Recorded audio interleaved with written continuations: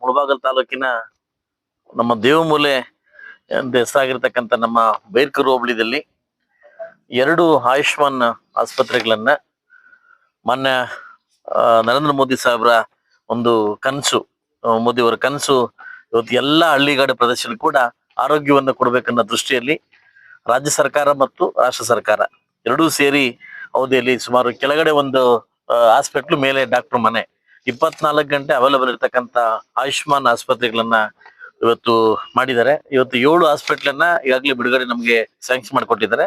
ಇನ್ನು 21 ಹಾಸ್ಪಿಟ್ಲ್ ಕೂಡ ಈ ಒಂದು 1 ಮಂತ್ 2 ಮಂತ್ಸ್ ಅಲ್ಲಿ ಅಲಾಟ್ಮೆಂಟ್ ಆಗ್ತದೆ.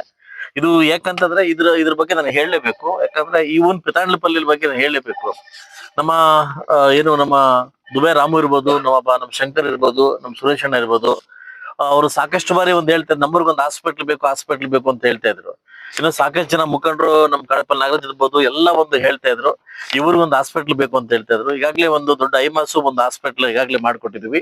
ಇದು ವಿಶೇಷ ಏನಂತಂದ್ರೆ ಇವತ್ತು ಗುದ್ಲಿ ಪೂಜೆ ಮಾಡ್ಕೊಟ್ಟಿದ್ವಿ. 6 ಮಂತ್ ಅಲ್ಲಿ ಓಪನ್ ಮಾಡ್ಕೊಡ್ಬೇಕು, ಕಂಡೀಷನ್ ಹಂಗೆ 6 ಮಂತ್ ಅಲ್ಲಿ ಓಪನ್ ಮಾಡ್ಕೊಡ್ಬೇಕು ಅಂತ. ಈಗಾಗಲೇ ಇದು ಒಳ್ಳೆ ಕಾರ್ಯಕ್ರಮ. ಈಗಾಗಲೇ 7 ಆಯುಷ್ಮಾನ್ ಆಸ್ಪತ್ರೆಗಳನ್ನ ಮುಳಬಾಗಿಲು ತಾಲೂಕು ಕೊಟ್ಟಿರ್ತಕ್ಕಂಥ ರಾಜ್ಯ ಸರ್ಕಾರಕ್ಕೆ ಮತ್ತು ನಮ್ಮ ರಾಷ್ಟ್ರ ಸರ್ಕಾರಕ್ಕೆ ಕೂಡ ನಾನು ಥ್ಯಾಂಕ್ಸ್ ಹೇಳಕ್ಕೆ ಇಷ್ಟಪಡ್ತೀನಿ. ಇನ್ನು 20-21 ಅಲಾಟ್ಮೆಂಟ್ ಆಗಕ್ಕೆ ಅವ್ರ ಅನುಮತಿಯನ್ನ ಕೇಳಿದೀನಿ. ರಾಜ್ಯ ಸರ್ಕಾರ ಮಾಡಿ ಕಳಿಸಿದ್ವಿ, ರಾಷ್ಟ್ರಕೋಶ ವೇಟ್ ಮಾಡ್ತಾ ಇದ್ವಿ. ಅದು ಬಂದ ಕೂಡಲೇ ನಮ್ಮ ಮುಳಬಾಗಿಲು ತಾಲೂಕಿನ ಎಲ್ಲಿ ಗಡಿನಾಡು ಭಾಗ ಎಲ್ಲ ಕಡೆ ಕೂಡ ಈ ಹಾಸ್ಪಿಟ್ಲ್ ಓಪನ್ ಮಾಡಿ ಎಲ್ಲಾ ಬಡಬಗ್ಗರು ಕೂಡ ನಮ್ಮ ಅಡ್ವೊಕೇಟ್ ಹೇಳ್ದಂಗೆ ಕೆಲವರಿಗೆ BP ಇದೆ, ಶುಗರ್ ಇದೆ ಗೊತ್ತಾಗ್ತಾ ಇಲ್ಲ. ಕೆಲವ್ರು ಏನಂತ ಹೇಳ್ತಾರೆ, ಎದೆ ನೋವು ಅಂತಂದ್ರೆ ಗ್ಯಾಸ್ಟ್ರಿಕ್ ಅನ್ಕೊಂತಾರೆ.